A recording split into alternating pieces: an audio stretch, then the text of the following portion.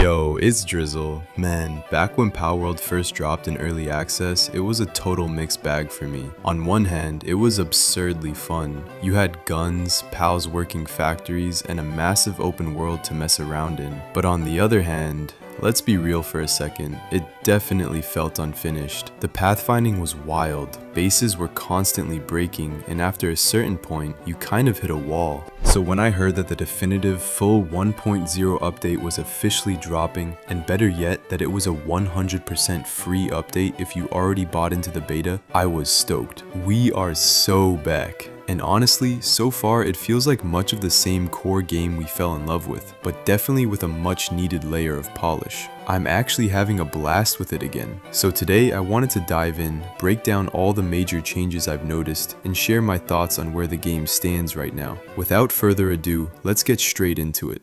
Now when you fire up 1.0, the game gives you the option to just pick up right where you left off on your old save. But I'm sitting there thinking, nah, this update is supposed to be crazy different. I gotta start fresh so I don't miss a single thing. So I hit new game, spawn into the starting area, and immediately jump into the action. And right off the rip, I ran into one of the new early game pals, this cute little dog named Pupperai. Caught Pupperai, then spotted another new grass type pal nearby called Clovey.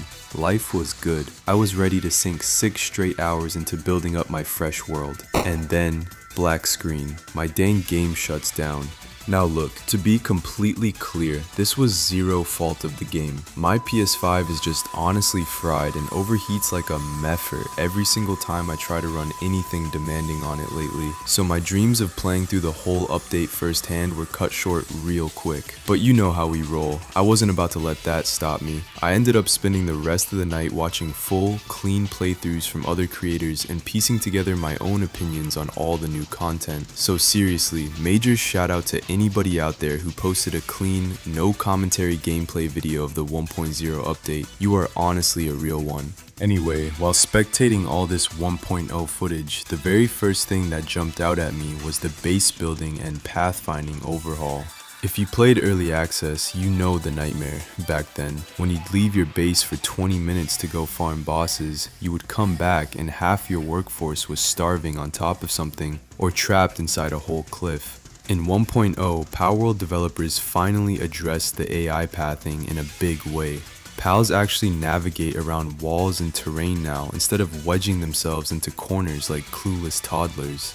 Plus, base progression feels way more structured. The PAL box now gives you specific missions that directly unlock additional worker slots, which forces you to build for actual workflow rather than just dropping random structures down. Building snappy, organized bases actually feels rewarding now instead of like a constant maintenance chore.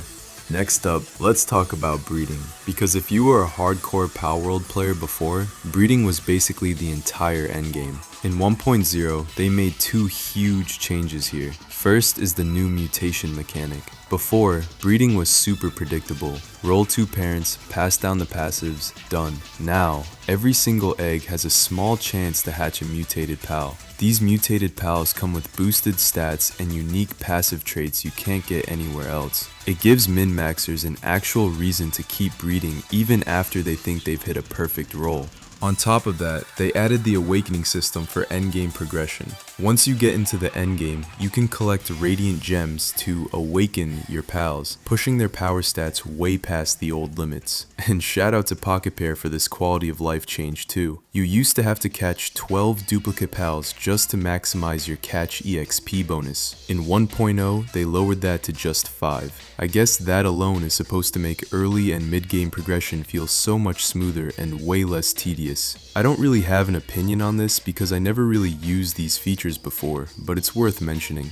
Now let's talk about combat and movement, because this is where the game feels noticeably punchier. In early access, combat could feel a little clunky, especially when you tried to roll dodge while reloading or aiming down sights. In 1.0, dodging while aiming or attacking seems to actually transitions into a dynamic dash. You can reload during your dash without interrupting the animation, and you can transition straight from a sprint into an attack. It makes gunfights feel way more fluid and high tempo. Not that I would know much about that either, because I was so bad at early access that I relied on my pals primarily for combat. Closest thing I had to a gun was a makeshift shotgun, but these changes sound dope and is encouraging me to try to become a top ranked gunner now. And we can't talk about 1.0 without mentioning the massive map expansions. They added Sunreach, which is this group of floating sky islands packed with high-end resources like Sorelite ore and new high-level pals. They also raised the player level cap all the way to level 80. I personally would have liked if they just sent the cap to 100, but whatever, beggars can't be choosers, am I right? But finally, we also have access to the world tree. That giant tree in the distance that's been mocking us since launch is finally accessible as the true endgame zone. It ties together the tower bosses, gives proper context to the faction lore, and gives hardcore players a real final test. Alright, now for one change that kind of hurt my soul a bit, the partner skill reworks.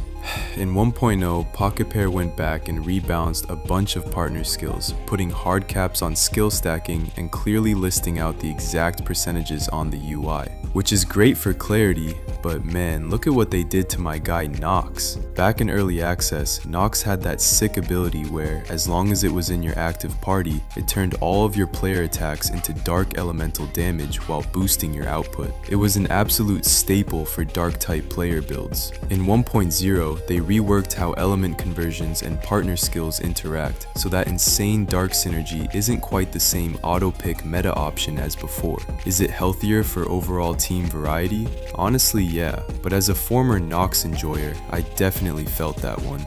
Overall consensus for me? Well, I think Palworld 1.0 isn't a completely different game, but it's the version of Palworld we should have had from day one. The bug fixes, combat flow, pathfinding, quality of life, and endgame additions turn a fun gimmick into a legitimate, well-rounded survival RPG. If you bought it back in early access and dropped off after a few weeks, now is 100% the time to reinstall and give it another spin, especially since the update won't cost you a dime.